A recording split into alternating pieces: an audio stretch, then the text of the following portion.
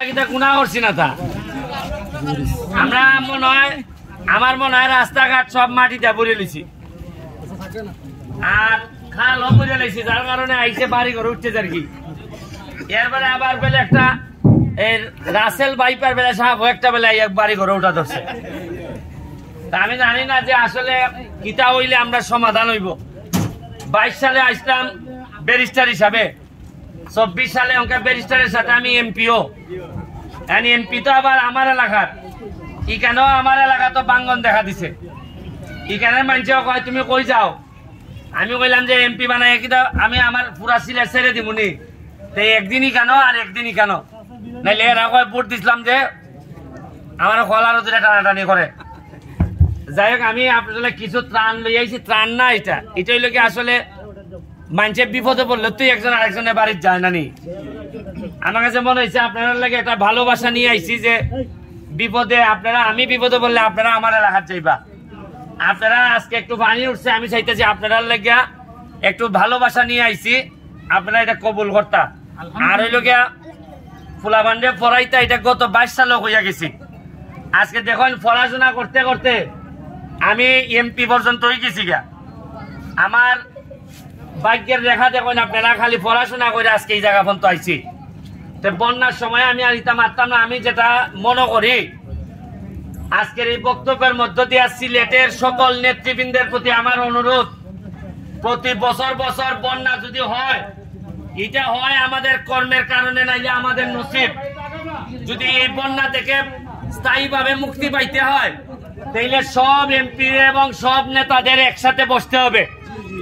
এখানে দল, কোন দল মত কোনো বিষয় না, কেউ এক দল করে, কেউ আরেক দল করে, কিন্তু সিলেটের শাহজালালের উত্তরাধিকাররা যখন বিপদে পড়ে তখন আর দল মতের ঊর্ধ্বে এসে শাহজালালের মানুষদেরকে বাঁচানো আমাদের দায়িত্বের মধ্যে পড়ে, এটা আমি বিশ্বাস করি।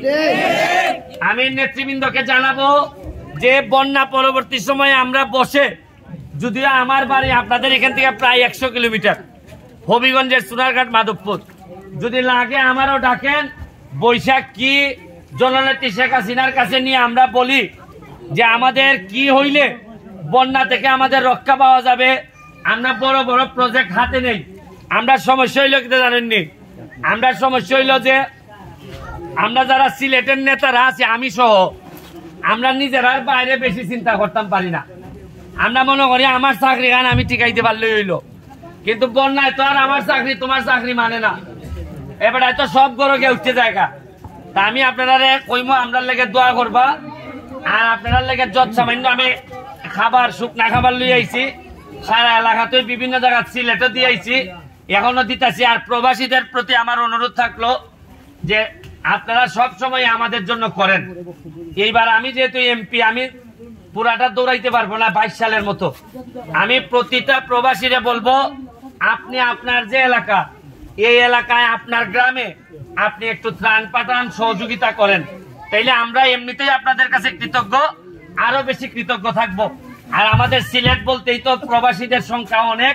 তারা আশা করি আমার এই ভিডিওর মাধ্যমে আপনারা যারা প্রবাসীরা আমার ভালোবাসেন, আপনাদের কাছে আমার করজোড়ে প্রার্থনা, আমি যেহেতু 100 কিলোমিটার দূর থেকে আইতে পারছি, আমি যদি আইসা গাম ফালাইতে পারি, আমার যদি সারা শরীর এই হাওরের জীবনে, আমার এলাকায় হাওর নাই, এই হাওরে আগুনের মতো গরম এই রোদ, এই রোদে পড়ার শক্তি সামর্থ্য যদি আমার থাকে, তাহলে নিশ্চয়ই আপনার গ্রাম, আপনার জন্মস্থান, হয়তো আপনি বিদেশে থাকেন, আপনার জন্মস্থান যেখানে আপনার কবর হবে, এই জন্মস্থানের মানুষের কষ্টের সময় আপনি একজন প্রবাসী হিসাবে পাশে দাঁড়াবেন।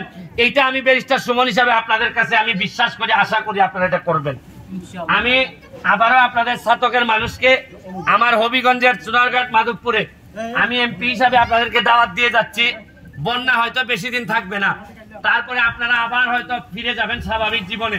আপনারা আমার এলাকায় যাবেন, ঘুরতে যাবেন, দেখবেন মাত্র 4.5 মাসে আমার এলাকার কি পরিমাণ বদলাই দিছি। আমি এই প্রথম এমপিরা যে প্রায় কি পরিমাণ বরাদ্দ পায়, এই পর্যন্ত আমি শুধু রাস্তাঘাটের জন্য প্রায় আমারে বলা হয়েছে 25 কোটি টাকা দেয়া হবে। আর রাস্তাঘাট ছাড়াও এই পর্যন্ত সব মিলায় প্রায় 31 কোটি টাকা, 25 কোটি রাস্তাঘাট, আর বাকি মনে হয় আরো 6-7 কোটি টাকা আমি পাইছি বিভিন্ন মন্ত্রণালয়ের থেকে। এইটার জন্য আপনারা জানেন যে অনেক কয়েকজন এমপি মহোদয়েরও অনেক আমার নামে বিচার সংসদে যে এ পোলাটায় খেলে সব কইলিতাছে, মানে আপনার বরাদ্দ আপনার টেকা, এটা কেন আমি কই নাই এর লাগেও আমার নামে বিচার দেওয়া হয়। কত বড় খাটাসের দেশে আছে আপনারা বুঝছেন না? আপনারা আরে টেকা কি আমার বাপের, আমি এমপি কি আমার বাপের টেকা? এটা আমার জনগণের টেকা না? জনগণের টেকা জনগণে জানতো না কয় টাকা ভাই, কারণ জনগণে না জানাইলে আরাম চুরি করন যায়। তা আমি কইয়া দিছি আমি চুরি করতামও না, কেউ চুরি করবার লেগে দিতামও না। আমি আমার এলাকাটারে সেভ করবো, আপনারা আপনার এলাকার নিরাপদ রাখুন, এইটুকু দায়িত্ব আপনারা কইয়া জননেত্রী শেখ হাসিনার একজন কর্মী হিসাবে আমি তার জন্য দোয়া চাইয়া আজকের মতো বিদায় নিতেছি। আসসালামু আলাইকুম।